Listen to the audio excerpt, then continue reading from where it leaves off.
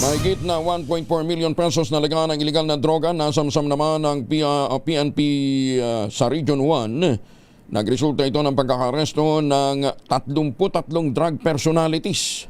Detalye ng balita mula kay Freddy Pajardo, Aris 38. Masantos siya kamasani Chikamin sa ating mga kababayan dyan sa Pangasinan, Freddy. Masantos siya kabusan Kuyang Angel.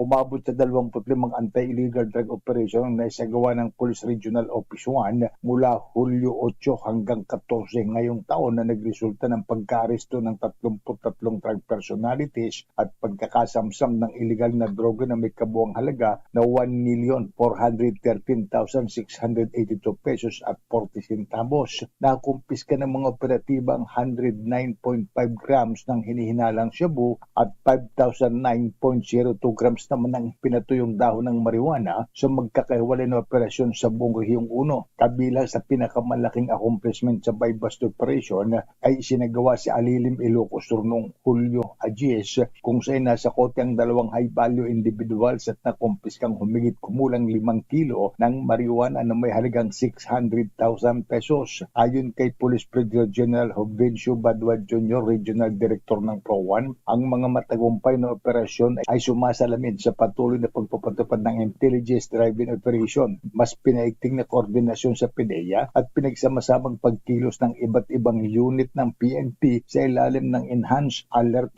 Framework ng PRO1. Sinabi pa ng General na nananatiling prioridad ng PRO1 ang pagpigil sa paglaganap ng illegal na droga upang maiwasan ang mga krimeng naglalagay sa panganib sa buhay, ari-arian at seguridad ng mga mamamayan.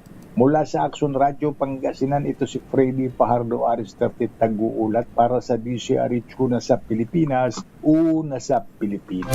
Maraming salamat, Freddy.